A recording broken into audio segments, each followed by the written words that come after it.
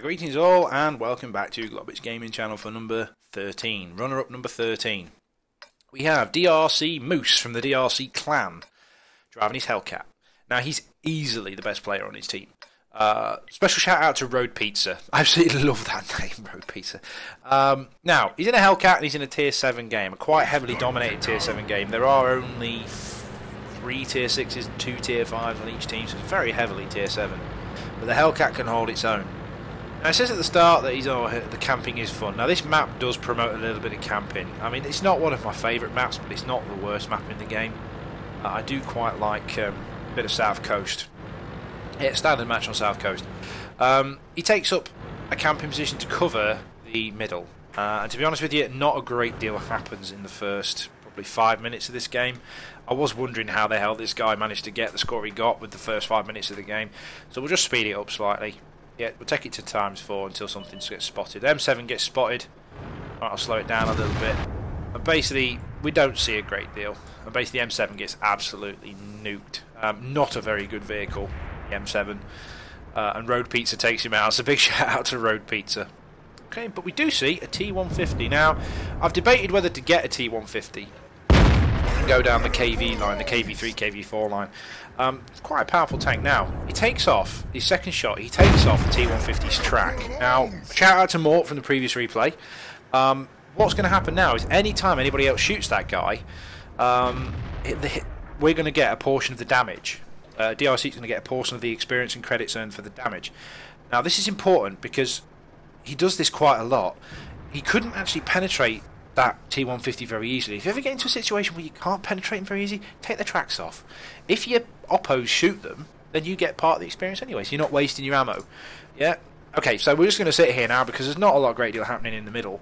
But the eastern side have got quite a strong push, and we can't really see any targets, and he notices now that there's quite a bit of a push going down on the east.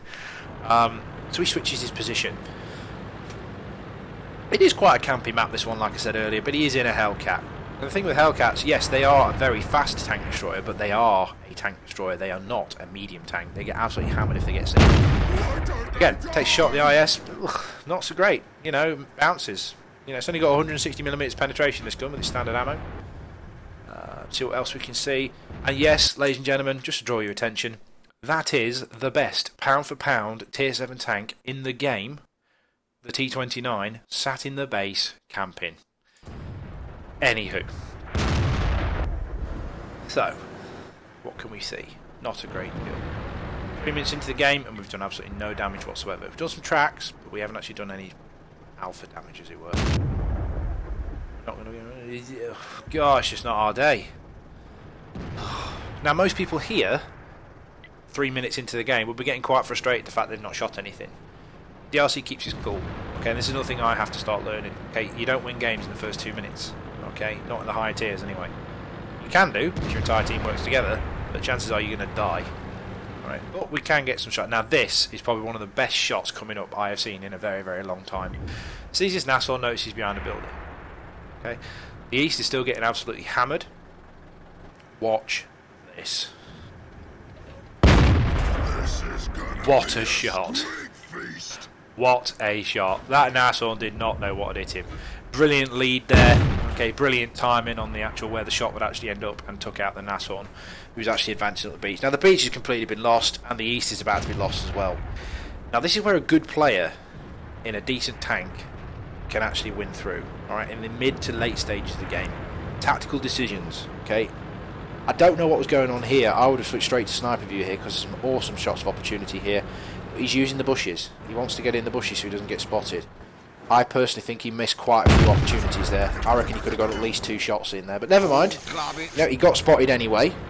Alright, no big deal, but they're too focused on rinsing that T29 who's basically got himself surrounded. Ugh, what do you do? What do you do? One thing you don't do is go charging off and try and take on 3 tanks. I'm just going to sit up here. It may seem like we're doing nothing, but we're just going to wait. Just wait. The SU-152's gone round into A8.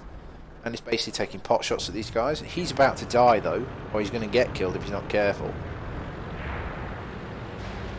And a T25 AT's managed to get behind them. But we notice a nice, juicy Panther. Now check this out.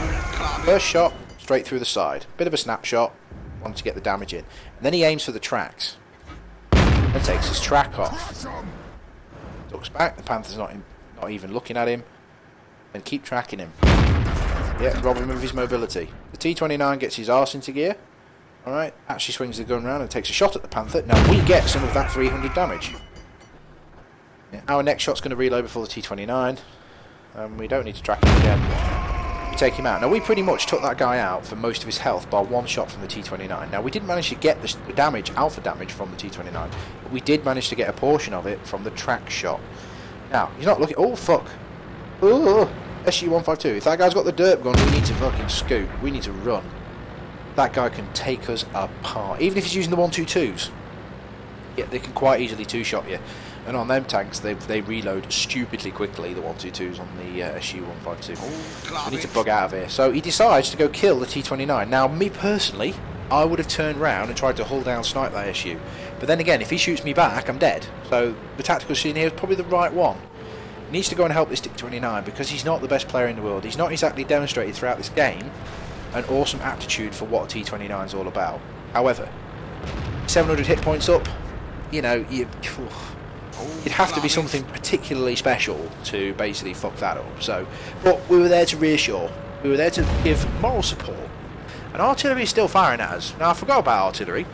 Our artillery died quite early. Theirs is still raining fire down. So we need to be careful of that. Now, we've switched to APCR now. We've switched to, inverted commas, skill rounds. But to be perfectly honest with you, the switch, you get quite a lot of penetration. 250, give or take. 243mm penetration on the premium APCR ammo on this tank. So, if you have to make those clutch shots, then it is definitely worth taking a couple of rounds of premium. I think I carry 5 rounds of premium. You have to be careful with the Hellcat though, because it doesn't exactly carry a great deal of ammunition. But we catch this SU-152 napping, and again, he goes straight for track shots. Because now this guy can't move. He's stuck. He's in a forward-facing tank destroyer, and we can just take him apart at our leisure. We even set him on fire. Switches back to AP. I'd have personally let him burn a bit more, but then again, the SU-152 may rob the kill. We need to keep moving though, because artillery will be reloaded and it will be searching for us. We've also got a Panther M10 to deal with. Now again, this is really, really good. The SU-152 cannot go around that corner. Now, we do not want to nip over this ridge here, because that Panther M10 is going to be looking at the SU-152. Go on free camera. Yep, he's looking at the SU-152. So what we decide to do is flank him and go around the back. We have not been spotted by him yet. He goes dark. We definitely know we're not being proxy spotted. So we can just nip around the back. I think we got proxy spotted there. What are you going to do? Take his frickin' tracks off. And just sit there and kill him with impunity. Now, he has a turret. I think what DRC was hoping for here was that SU-152 would actually come around the corner and shoot him himself to make sure so that he doesn't have to do this. Because we have to sort of keep moving because there is artillery in play. And the SU-152 comes around the corner and takes the guy out for us. Keep an eye on chat as well. So now we've just got artillery to hunt down. This is where the replay gets very boring. Okay, it takes us a while to find their artillery, so I'm just going to fast forward it for you. Yeah, the SU-152 does actually congratulate DRC and tell him. DRC actually says to the SU, good job mate, he did actually hold off that flank pretty much on his own for about 2 or 3 minutes. And the wreckage in the church was saying, yeah, great comeback. So we're just going to go find artillery. Wreckage, I learned by watching. Now this is something that you guys might actually take into account. What Wreckage has actually done here, he's actually watched this game from DRC's perspective. What most people do is they just quit out to garage when they die. He says that, I'm riding in DRC's tank. I do this too. If I know I've got a guy on my team who's a damn sight better than I am, and I die really early, I jump into his tank and watch. If we're getting our asses kicked, I don't bother. I've often said to some of my platoon mates, let's not watch the fail and let's just go back to garage. But it might be a way to learn things. You know, you might spot out that little camping spot that you didn't know about, or you know how to use a certain ridge a certain way that you haven't been able to use before. You know, you never know. So we spot the Hummel as we come around the corner, and he's running away. Fantastic. Now, is he moving to cap? He probably is. Planting a good solid shot into his arse. We for to aim, and then just wait for the reload. This Hummel is absolutely screwed. There's no way he's getting away from us. Oh, we are. Index. Let's go on to the post-game stats. Pew pew, GG to... Alright then. Mastery badge on the Hellcat. That is a no mean feat. Hellcat is quite hard to get a mastery badge on. And we got a high caliber as well. 4,500 damage. It is a ×2 on a premium account, though. That's not the XP we're looking for. 50,000 credits earned. Yeah, not a bad effort at all. Okay. Damage due to player's assistance. This is something that Mort, I wanted you to look at, mate. 759. We got 759 damage accredited to us because we took the player's tracks off. Took the enemy tank's track off. We also got 3,058 damage. 20 shots fired, 18 hits, 16 penetrations. The ones that didn't penetrate were long-range, dodgy shots anyway, but that's no big deal. Yeah, not a bad effort at all. Earned him 36,000 credits. Ammunition is not exactly particularly expensive with the Hellcat, but it is a 90mm gun at tier 6, so you struggle to make the credits to pay for the ammo. You're not going to make any Rockstar money. Base experience, 1513. Yeah. GG to DRC Moose there for his mastery badge in his Hellcat. At the start, I wasn't too impressed with the replay, to be honest. I thought it was going to be turned into a quite boring campfest, but it turned out to be quite a skillful use of the Hellcat's mobility. So I'm massively, massively impressed there, guys. Stand by for the next one. Take care. Bye-bye now.